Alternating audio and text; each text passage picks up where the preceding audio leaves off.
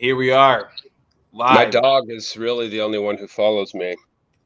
That's pretty sweet. Yeah. Awesome. To follow you anywhere? She follows me everywhere. She's my one true follower. Dang. But actually, this morning she was doing her own thing, and I spent 45 minutes walking around my neighborhood looking for her. She's definitely in charge. You follow her around then? I follow her. Yeah, most of the time I follow her. That's funny. We have 10,000 followers between our Facebook and our Instagram. Nice. And you're supposed to be looking for questions too as we're talking. They should be typing in questions. I'm not very active on the old Facebook, so it's going to be hard. We'll see. I don't know. See what we get. I don't know if this is going to make it into the people's places or not. We'll see. But it will record this, and this will exist here, or no? Yeah, we can record it and send it out. So let's go ahead, Scotty. Okay. Let's go ahead and start it off. I mean, you're the one putting on this amazing event, and we're just here to put up a dome. Yeah. So let's dive right into it. Or is Steven going to join us, or Thatcher? They said Thatcher was driving with some bad service, but Steven should join us. He said in a minute, but we can go ahead and start whenever you'd like. Okay. Well, yeah, let's get going, and then Steven will join us. So this is also Steven from the World Hemp Alliance. So yeah, thanks for joining us, and thanks for doing so much work and pulling this together. It was really sweet. We were chilling at a house in Park City, and we got wrapping, and next thing I knew, it was like 4:00 in the morning, and we had like reinvented all kinds of new things, and it's a really fun discussion. And you were talking about hemp, and I was talking about toilets, and somewhere along the way, I was like, do you want to come to Building Man and help us build a hempcrete dome, which is something that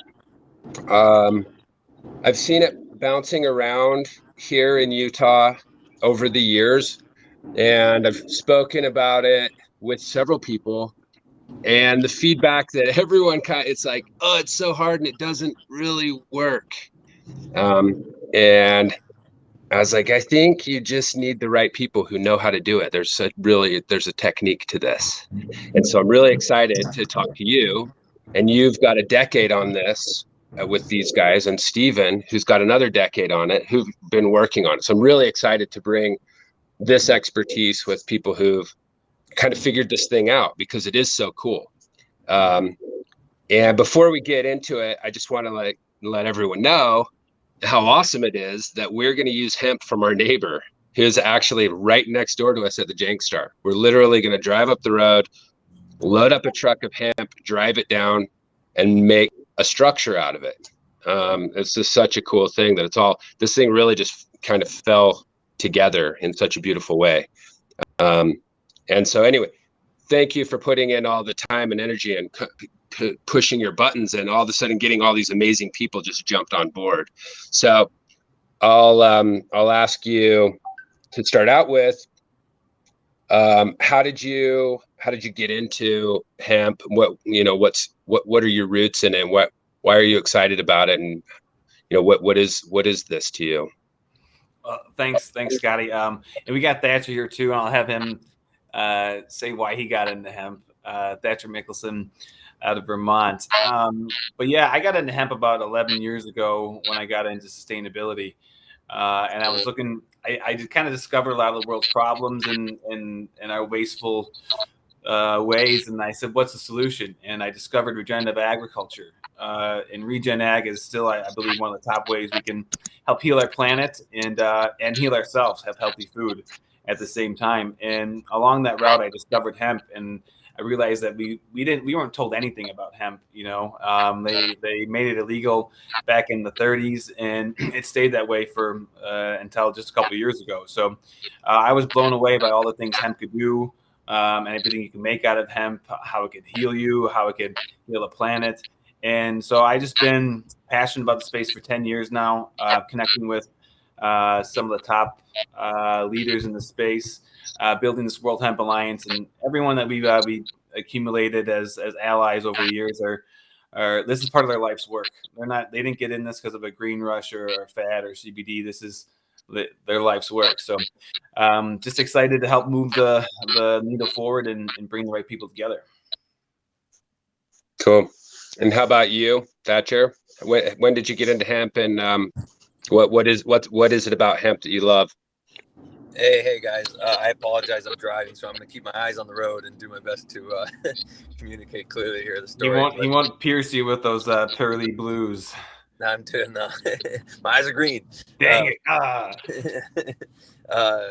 So yeah, I mean, actually way back. So when I was 16, my sister told me to read this book, "The Emperor Wears No Clothes" by Jack Herer, and that book really changed my life, along with many other people in the hemp industry. I firmly believe that if it wasn't for that book, we wouldn't be experiencing this modern real renaissance at the cannabis plant, both THC stuff, the work Jack Herer did with THC, and also all the truth and knowledge he spread about the hemp plant and how much it can help with industrial materials that are non-toxic to help address our everyday needs. Everything that you come in contact throughout the day that aids you in your modern life could actually be made from hemp. Even future like materials that could replace plastic and steel. And I'm even reading about and talking to people that eventually in the future may even be able to make glass out of hemp cellulose. Who'd have thunk it? It's totally incredible.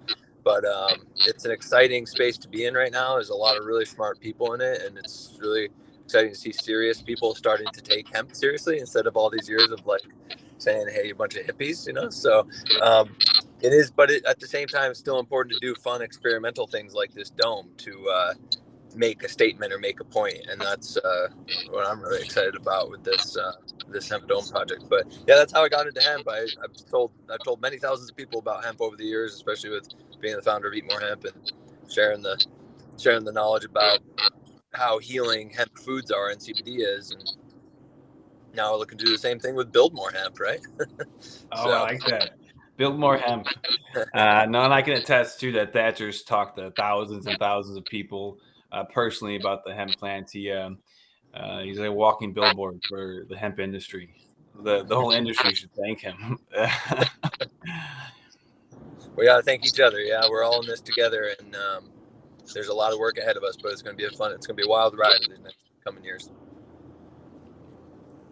So I'm curious, I don't know if you guys noticed this, or maybe you can shed some light on this, but I don't know, maybe 10 years ago, there was a big surge in the hemp industry. There was hemp shops popping up. There was a lot of hemp clothing cruising around. You'd see hemp clothing at the music festivals. And I don't know, it just seemed like there was like a big surge. And it was, I remember in like 2008, 2009, thinking, oh, this is so cool. The hemp is making its like big debut here. And then it sort of just disappeared for a while. And now it seems to maybe be coming back. And there was like this push around CBD and everyone was growing hemp. And now there's like some weird thing going on with hemp. Can you guys does that make any sense, or am I just... No, yeah, it's very interesting to see the space kind of evolve, from when I first discovered hemp, 10, 11 years ago, the amount of people that every time you told someone about hemp, they would say, oh, can you smoke it? That was the first question.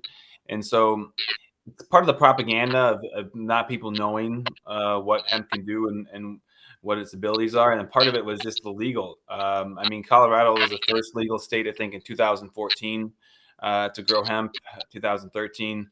And it just became federally legal 3 years ago now, end of 2018, started 2019. So it's in its infancy stage, and the processing is not set up anywhere in the country. And in most parts of the world, there's some European countries and in Canada and China, but there was only 40 countries that were allowed to grow hemp in the world prior to 2019. So we're just in the infancy stage, and most people don't know about it. So we're here to help tell people about it and help integrate hemp into everything: plastics, fuel, paper, clothing, building materials. So this will be this would be a great demonstration at Building Man what we can do and how people can take direct action themselves in the hemp industry, to build and grow your own home. Yeah. Yeah, it really is interesting to see all of the things that you can make out of hemp. And I don't think we have to go too deep into why hemp isn't more readily available. I think most people understand kind of the history of hemp and why, hemp has kind of been hidden from the population in some ways, or made very difficult to grow and use in a lot of ways. And I think for myself personally, when things are prohibited, there's a reason behind it. It's like, why would you even do that when you can make such cool things out of it? What's the point? So it's really great to see this resurgence in things like this, and the ability to grow an entire crop that can be used to build your house. It's like you can move onto a piece of land. The first thing you do is grow all the stuff you're going to build your house with. It's such an exciting concept, and all of the other cool things that you can do with hemp that we'll get into. So do you guys want to talk a little bit about I guess the building projects that have kind of like led up to this, and how you met Stephen, and Sure. who's going to be leading this workshop? Yeah, no, thanks. So I've been in carpentry since I was a teenager. I took building trades in high school. We built 2 houses from the ground up, and then I went to work in the carpenters trades and carpenters union for a little bit, and rehab some of my own houses. So I've always had a passion for working with my hands and building stuff. And around 11 years ago, I got into sustainable housing and sustainable living, and I recognize domes as one of the strongest structures in nature. They'll last like 1,000 years. They're good at hurricanes and earthquakes, and they're relatively easy to build. And so when I always wanted to do a dome for my own house, and I haven't seen any hemp domes out there that are made completely out of hemp. And so I met Stephen Clark, who's going to be leading the workshop with Heaven Grown and Growing for Them. About a year ago in Mexico, we put on an event with actually Dan Hare, Jack Hare's son, and put on a little hemp workshop. And Stephen gave me a tour around Mexico. We went for 2 days, driving around to about a dozen of his job sites where he's built stuff out of earth and coconut and bamboo and sticks and you name it. He's been building out of it and teaching people. And so when I met you, Scotty, and you said you want to do a project, I said I want to do this hemp dome, and I kind of came up with the idea of using the hemp sticks to make the triangles. So we're making these 3 meter or 1 meter long, 3 feet long hemp stalks that will be the triangles we make for a reciprocal dome, and then basically make a nest with the 1/4 inch hemp stalks, and then fill it with the hempcrete. And I called Stephen, Scotty, after we came up with this idea, when I said, how experimental do you want to be? And you said, how experimental do you want to be? And I said, that's my kind of guy. And I called him. I said, Stephen, can this be done? He said, well, no one's been crazy enough to try it, but it can be done. He said, you can build a dome out of toothpicks if you want to. So we're putting this dome together. It's a 3-day project, Monday, Tuesday, Wednesday, kind of a hemp intensive workshop. And then the last 3 days we'll be putting it all together. But kind of just all came together, through just keep pounding the hemp drum. Cool. Yeah. So for those people who are joining, there's some people on the live. If people have questions, if you have questions, just go ahead and ask them in the comments section. I'm looking at the comments section on Facebook, and we can field those questions as they come up. And yeah. So, okay. So the reciprocating dome is kind of a twist on the geodesic dome. For those who don't know, the geodesic dome you have, it's basically pentagons and hexagons, and you can do 3 variation, 4, 5, 6, 7 up as high as you want to go until you eventually make a perfect circle. But you start with hexagons and pentagons that are connected together. It looks like our points that are all kind of connected together with either 5 or 6 points. And so most domes that I've put together and built, you take a pole and you drill a hole in it, and so you've got these 6 pieces that you have to bolt together, and then you get the whole thing all done, and you've got all these bolt patterns. In this scenario, because we're going to be using the hemp stalks, there's nowhere to bolt through these things, so you can't really do that type of dome. So basically, what we're going to be looking at is making these triangles that sort of overlap each other, and then we're going to tie them together with hemp rope, and then those triangles all connect to each other in the form of a dome. So I'm really excited to see that. It's going to be a beautiful structure just in itself, just with the hemp stalks tied together. And then we'll go through the process of making the hempcrete with lime, and we've got this hemp that we're getting from the neighbor, which is really exciting. So we're just going to drive that literally like less than a half down the road from where it was grown, throw it in a wood chipper until we get it to the right consistency, and mix this hempcrete up. Oh yeah, there's a photo. There's a picture of the thing that we're going to be building. Yeah, Stephen Clark made this little model today of what we're going to be building out of chopsticks. And these structures will hold at least 5 times their weight. So yeah, that's crazy. Fun. Yeah, that's really cool. Okay, so you see the first 3 days we're gonna have the base ready to go, so we can just start building this thing. But the first day we're gonna spend some time doing like playing around with the hemp. Yeah. Yeah, the first day we're going to be cutting all the stalks. We have 700 hemp stalks coming from our friends at the U.S. Hemp Brokerage, bringing them down from the Grand Junction, or the Palisades, actually. So we'll chop off the smaller branches, and then we need at least 300 straight ones out of the 700 of the stalks.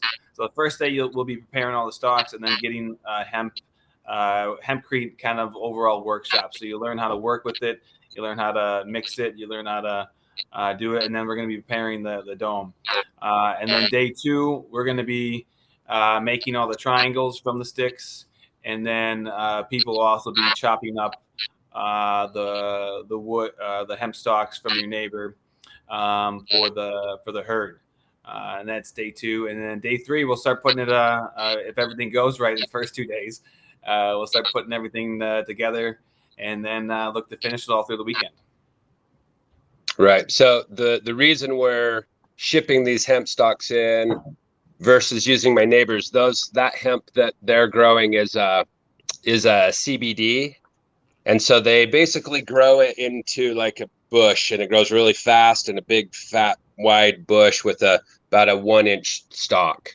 So it's not much of a stalk versus the stuff that we're getting. Did you tell me that you had access to like the largest, like the winner, the largest? We thought we had Larry with Hemp Traders. He last summer he grew the world record hemp stalk. It was 22 feet tall.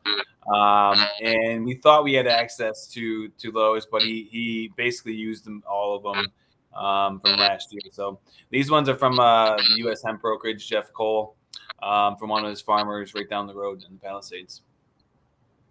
Cool. Okay. There's a little bit of tech that goes into figuring out what type of hemp to use. And the idea here is we're trying to build something that you could build anywhere in the world. And getting it to a point where we have all of the pieces and the components and the process dialed to where you could build a structure anywhere in the world that you can grow hemp. And I suppose you could get hemp just about anywhere in the world. But that's why we decided to go with using the hemp stalk as the structure itself.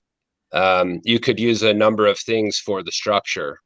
And then the hemp is basically the insulation and the finish. The finish part, that's the part that I'm really excited about. How you finish this thing so that it lasts. And that's always been kind of a trick. We've done a bunch of different cob workshops where we've made cob, sand, clay, and some carbon mixed together, cover something or build things. We've built all kinds of structures with it, and getting that finished layer is always kind of a challenge. And we've got a bunch of different examples at the Jankstar that you can come and see. This is what we did. This is how we did it. This is how well it's working. Some of them work really well, some of them not so well. But we're not using any concrete. There's no concrete at the Jankstar. We don't really use any new material at the Jankstar. You're not going to see very many new things there.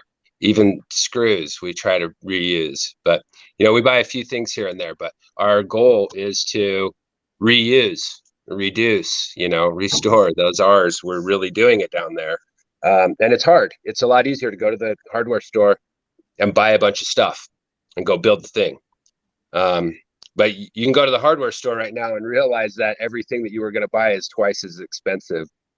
So that's really great from that perspective. It's forcing people to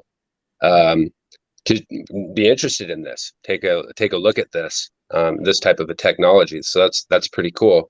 And so, yeah, so this, what was Stephen was talking about, some of these structures in Rome, 2,000-year-old structures that have this technique that we're going to be learning. Yeah, I mean, the pyramid with the geopolymers doing the pyramids. There's been some scientists recently who I forget his name. I wish Stephen was here to share with us exactly. David Ortiz. Yeah, he's reverse engineered the method of how the great blocks were built for the Great Pyramids. They're actually cast on site. Is the theory, and what he's actually technically proven scientifically with basically replicating the exact same material that makes up those rocks that make up pyramids. So we're going to be implementing practices like that, making geopolymers with hemp.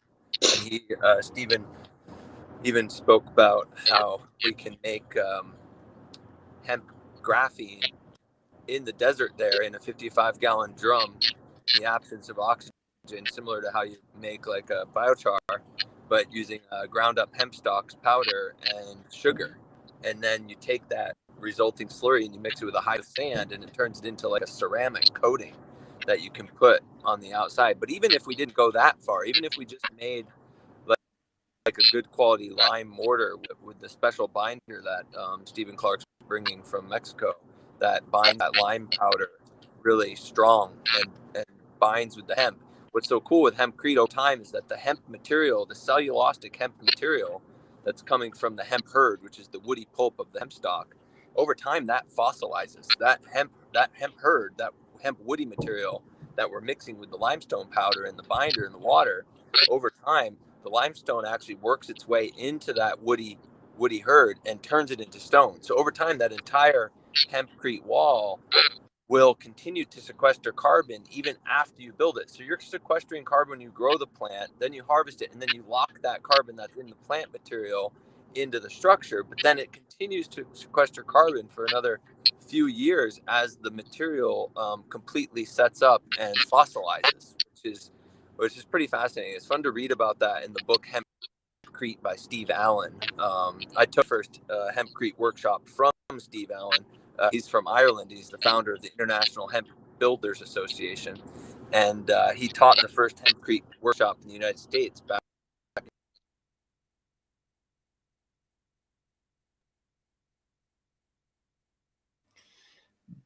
Are you there? I'm here. Yeah, back. I think it was around 2014. Oh yeah, so way back. Okay, going back to the pyramids. Okay, so did I understand this correctly? That someone is claiming that the blocks from the pyramid were cast. It was pretty funny. He was smoking.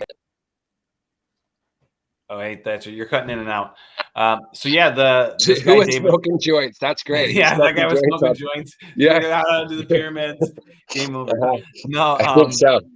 So no, he discovered the formula. This guy David Ortiz, he's a geologist studying the pyramids, and he wanted to know how they built such solid blocks that lasted so long and didn't break. And he was studying the materials, and he came up with his own formula. And he was using burnt rice husk, the biochar that Thatcher was mentioning, that's what they used at the time. And through this mix that he discovered, it's the same strength as the pyramids. You got to test it at one of the top labs. Yeah, I'm sure a That's a joint was huge. involved. That's a huge cast, but that doesn't explain the quarry where the blocks came from. Well, they still needed the raw material. I don't know. I'm not. Don't ask me the The raw specifics. material meaning what they're gonna mix in. I mean, why would you cut blocks from 500 miles away, float them down the Nile to the spot, then crush them up, and then cast them into blocks? I don't know. I didn't. This isn't my story, man. Don't. No, don't they did it with sand. They did it with sand on site, Stephen. It's made with sand. That's what Steven's saying. They did it with sand. Yeah. Okay. Okay. And they say it was burnt rice husk, but really, I think it was hemp. I mean, there's hieroglyphics with the cannabis plant growing out of the top of their heads, you know. So I think they were using cannabis to power the whole thing, to be honest.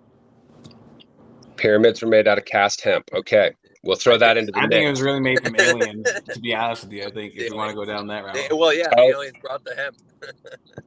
I'll talk to Graham next time I see him. I'll ask him what he thinks about that. Graham Hancock, I think he could weigh in on that. That would be an interesting one to throw into the mix. You ever been to Sago Canyon, Scotty? I have, yeah. It's right up the road. Yeah, I've camped out there a couple times myself. Yeah, it's a pretty magical place. That's literally like 30 minutes from the Jank Star. Yeah. Yeah.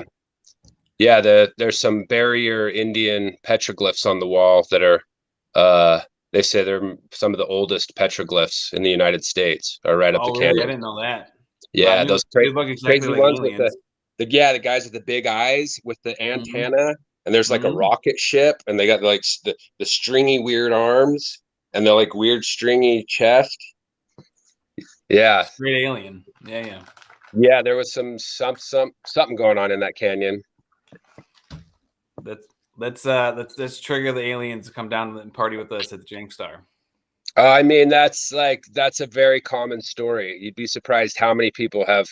Well, I'll be at the grocery store and someone will be, Scotty, hey Scotty, I met you at the Jank Star. I was at the Jank Star, and we'll start talking. We're just like there in the like cereal aisle, and they start telling me their random story about seeing an alien at the Jank Star, or their really crazy experience they had at the Jank Star.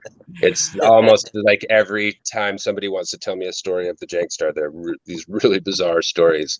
Yeah, I can only imagine. We do not need to summon anything. Just go there, pray for peace and calm. Let's bring peace and calm. Perfect.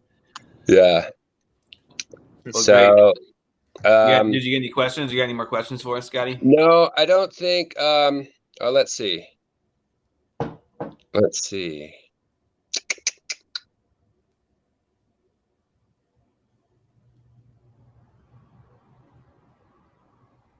Okay, so where do you buy hemp?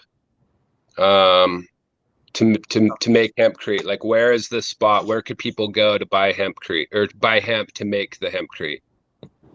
So there's a few processors coming online right now. There's one up in northern Montana that ships nationwide, the bales of hemp hurd that are ready to be mixed.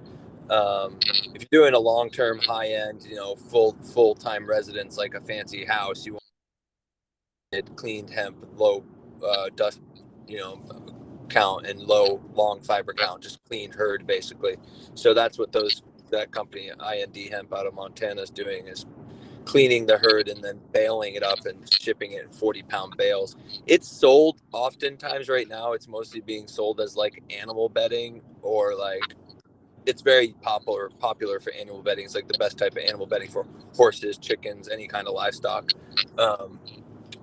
And it's basically the same material that's used for that is used for the hempcrete building. And then when it comes to the binders, it's always limestone, but the best types of binders are these types of European slacked limes that have been processed in a specific way, but so that they have a stronger setup when they bind with the binder. But there's with these new binders like Stephen Clark has developed with the volcanic materials, there's so many minerals and stuff in there that he's able to get a good quality result with just regular limestone powder. So that's exciting.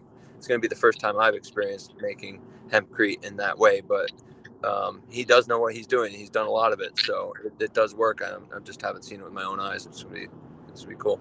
But yeah, there's places to buy it online. There's actually multiple purveyors. If you just Google it, you'll find many websites that are selling processed hemp. And moving forward, there'll be more and more processors coming online because it's booming. Yeah, I look forward to the day when I can go to Home Depot and buy a bag of like ready mix hemp. Yeah, dude, let's make it happen. Okay. It's part of the process. U.S. Hemp Brokerage, at ushempbrokerage.com, you can find hemp there too.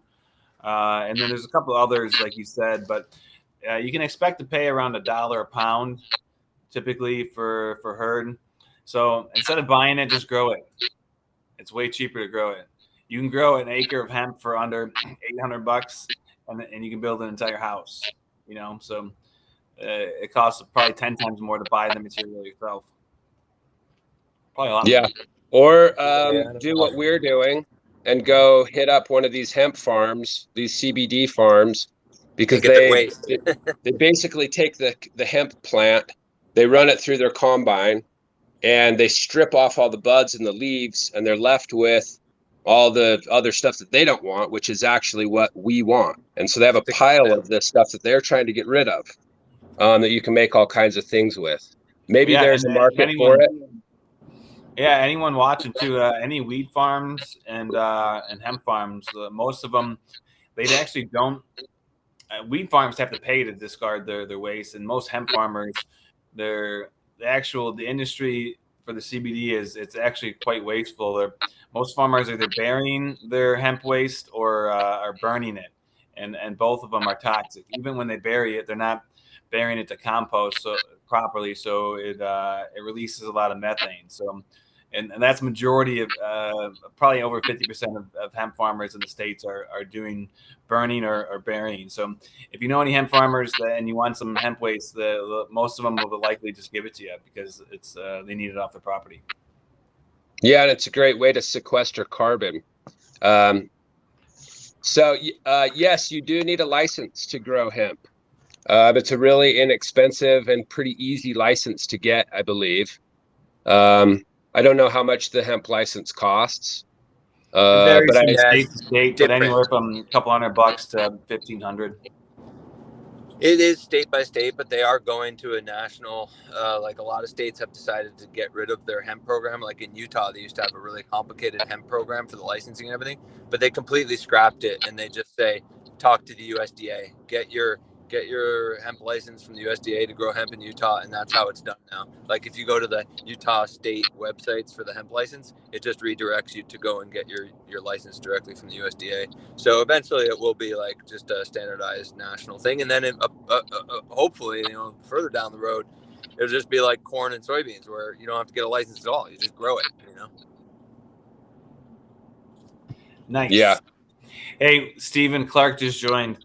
Hey, we have some questions for you. Scotty was trying to punk you on the Egyptian mixture. He said they mined from the quarries 500 miles away and they shipped the rocks down the Nile to the destination, and that's what we were told on how they built the pyramids.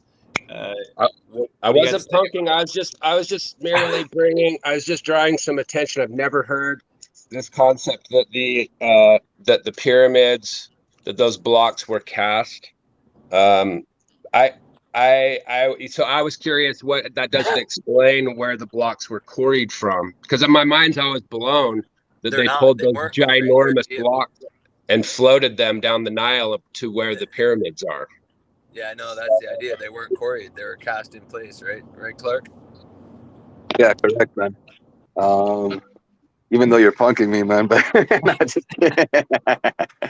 no, it's all good, man.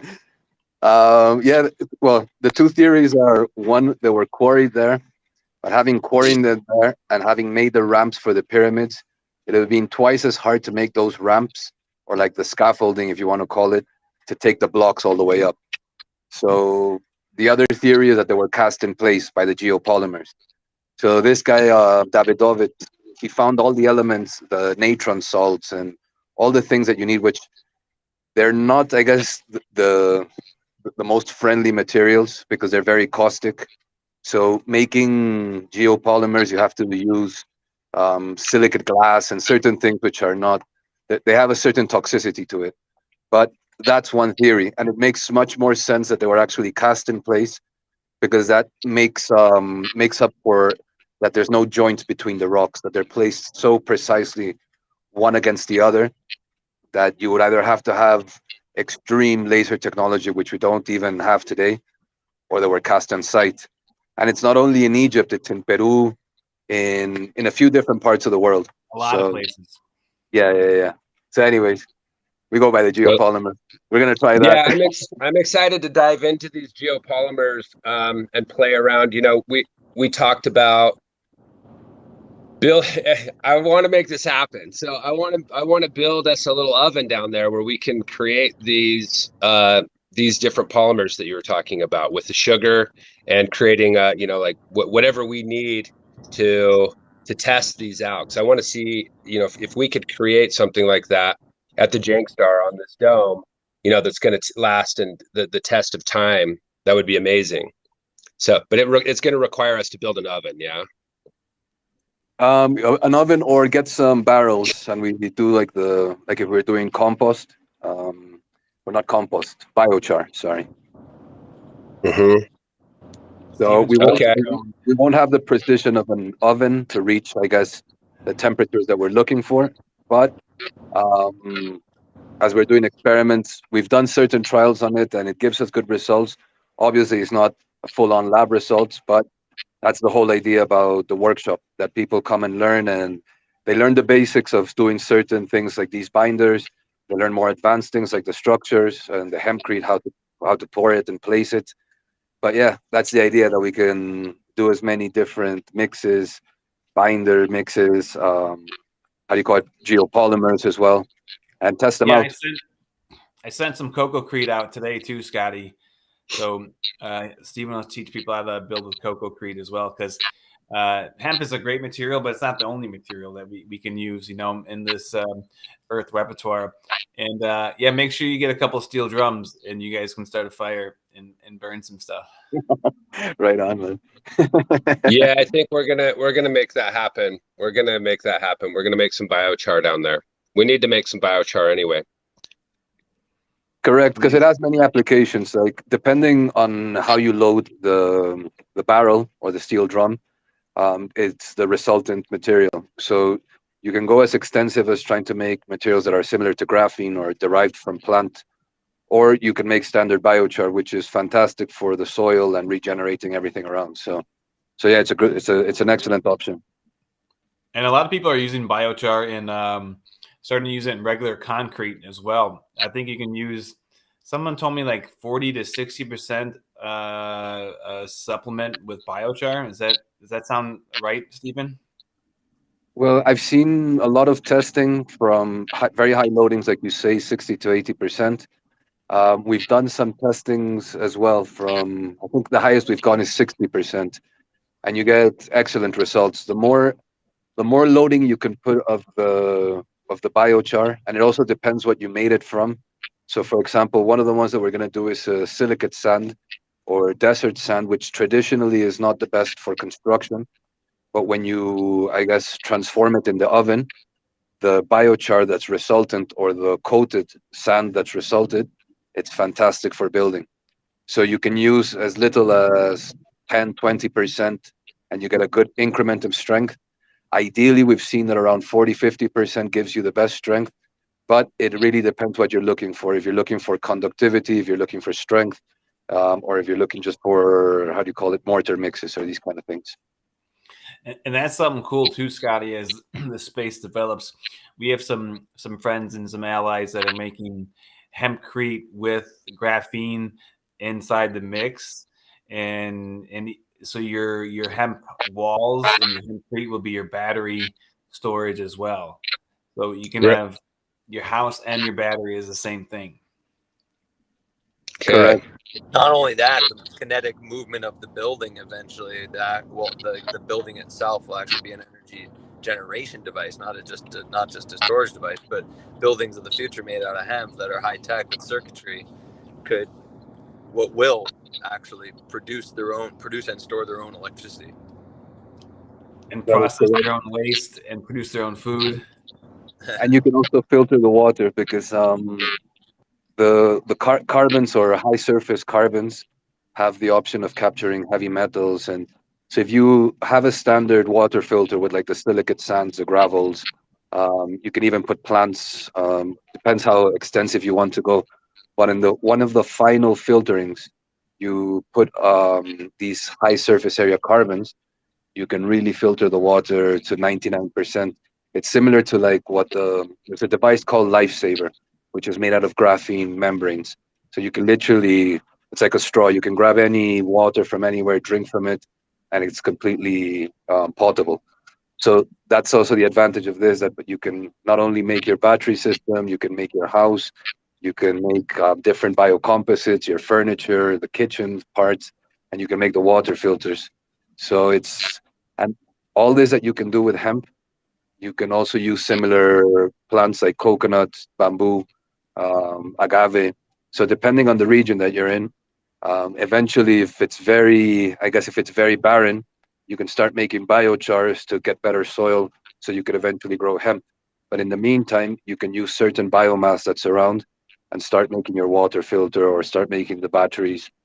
And there's also another very interesting application with biochars in hempcrete, because you can not only can you make them conductive, but as they have a resistance, you can actually use them as pavers to heat off the snow. So in places where you have a lot of snow, you can make these pavers, and instead of having to plow all the time, you just connect it to your energy source, turn it on, and it's just going to melt all the snow away. So it has many applications for even like public places. You can put it in roads, many applications. Amazing, yeah. And Stephen will be teaching everybody too how to make your own water filter too at the ranch. So if you're stuck out in the middle of nowhere and you can make this biochar, you can have a water filter. Correct. Cool. Correct. So this is like a survival / hemp course, wilderness survival. Yeah. Well, we're going to building, man. So. Well, you might need that water bottle filter at some point during building, man. You never know. Exactly. Stephen, I think, could survive anywhere. Well, we try to. So there's a couple questions here. Someone asked if anyone knows if plasma plants still exist. I don't know what that is. Sounds like it's from Star Wars. Plasma plant, like a plant. You know, like there's the plasma generators, like for soldering, and it's basically just extreme high temperature. But I'm not exactly sure what they're meaning or what application they're asking. I think they might be punking us. Yeah, maybe it was just a made-up plant. They're mocking us because hemp can do so much. They're like, have you heard the plasma plant before? He says it's a plant that assimilates all matter into electricity. Like an actual plant, like that grows in nature.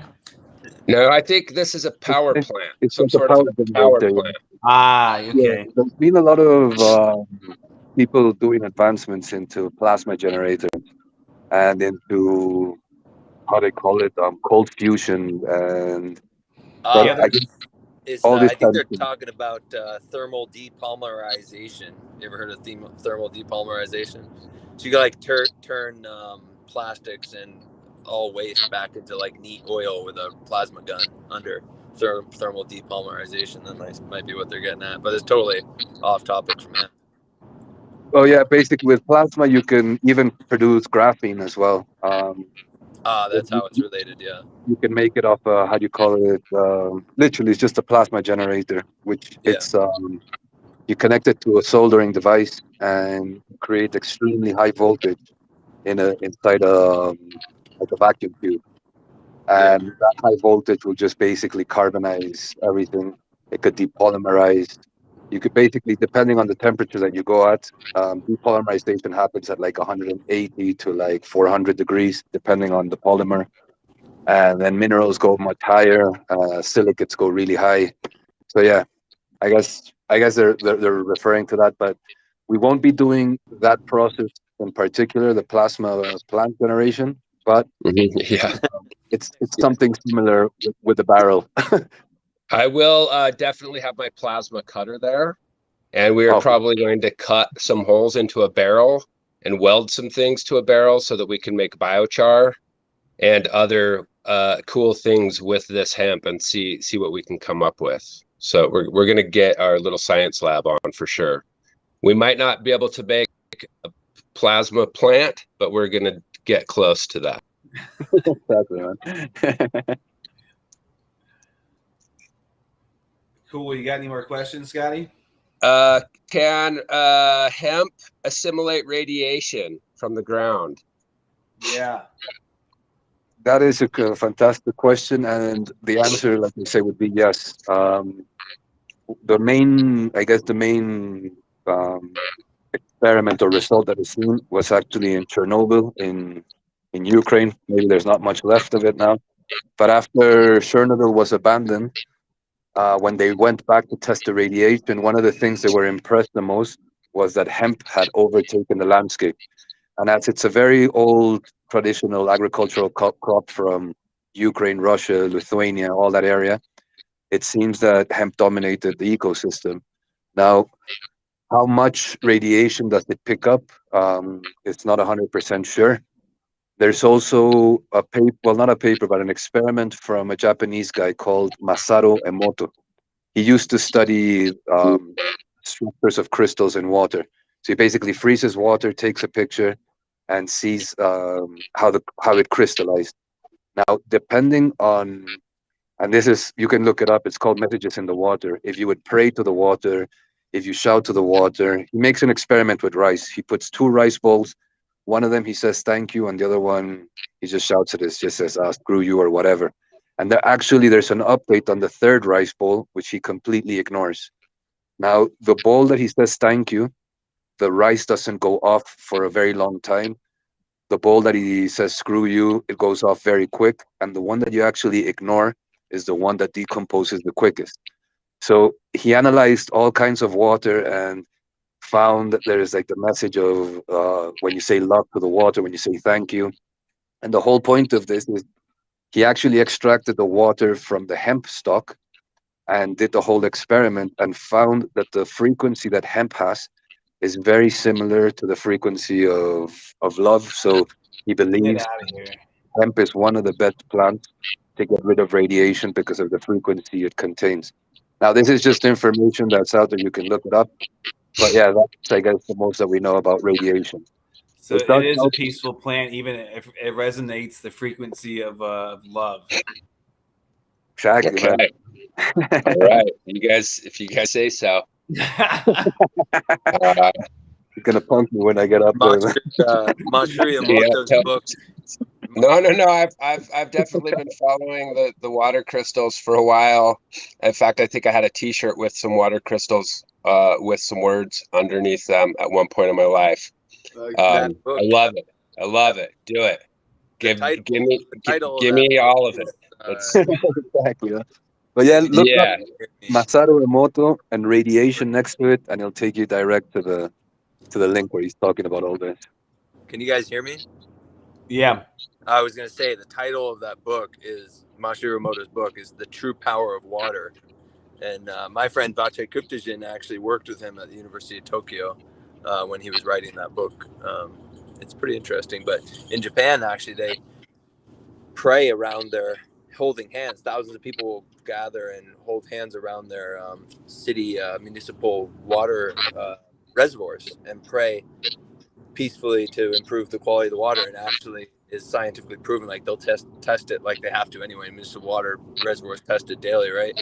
But they test it before and after, and it's a noticeable difference in the quality and the health of the water, just from the positive human intention and like collective energy. We're gonna bless the water there, Scotty, and bless the dome. It's gonna be such a loving place when we're done with it. I'm down. We've got crystals buried all over that place. We've got so many witchy men and women down there. It's great. I love all aspects of human consciousness and the things that we can come up with. And you know, I'm not going to say it is. I'm not going to say it isn't. I don't think anybody really knows. But I have a Geiger counter on the front of the flying saucer. You know, I think the best way to test this theory is to grow some hemp and see if we can find some radiation with the Geiger counter. You know? Oh shit! Right on, man. First, we need to make sure that there's radiation there. Oh, there's radiation there. We know that there's radiation. Yeah, isn't that where they tested all the atomic bombs?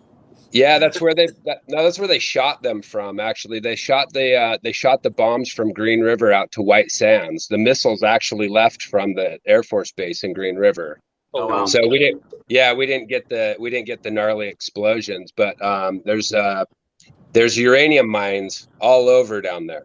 There's one right up the canyon. I can take you to it. We can just go hop in there, and yeah, you can feel the power. Amazing. Yeah, I like feeling the power. Great idea. But yeah, Scotty, I'm gonna have to get going soon. I gotta get some dinner for the fam. But, okay. Well, I'm looking forward to getting you guys out here next week. I'm actually headed down there right now, so we're gonna go meeting with the crew, and we're gonna go start getting ready, getting the space ready for you guys, pulling some rocks and some foundations together. And I really appreciate you guys taking the time to hop on here and you know, to come out to Utah, coming all the way up from Mexico to come to this event. People are really excited. People are coming from all over. We sold a bunch of tickets to this. Right now, everyone's asking me about volunteering. If you're looking at volunteering for this course, I'm sorry, those volunteer positions are full to the brim. But if you want to come and learn this amazing technology, come to the Jank Star. It's like, you know, you're going to buy a $150 ticket to come to Building Man, and it's another $150 to learn this for a 3-day course. It's a really good deal. You're never going to find a $150 hempcrete course anywhere on the planet. Guarantee you. Yeah. I saw one, Scotty. It was like a 3-day course for like $800, and you sat in a building and you worked in like a controlled area and built like simple shit. So this is a pretty good course. I'm pretty happy. Yeah, no, this is the real deal, and people will be able to come and see all kinds of other cool technologies that we have at the Jank Star. Composting toilets. We've got a water catchment system. We have a bunch of cob structures. We have a straw bale structure. So people will be able to come and really see, you know, we're running this whole event off of solar power. They'll be able to see working solar systems and ask questions about these solar systems. And so it's not just the hempcrete that's really interesting. We're trying all kinds of stuff down there. So it's a good time. There's going to be a lot going on. There's a lot of workshops, yoga and sound healing and breath work. And, you know, of course, there's the river and the beach, and people are going to be playing in the water and hanging out at the beach. And it's a good time. And don't forget the music. I think there's going to be some music afterwards or something. So yeah, it's going to be fun. So anyway, thank you guys. Thanks for your time. We'll let you go, and we'll see you all down in the desert. Awesome. Thank you very much, man. Hope to see you very soon, man. Okay. See you guys. Take it easy.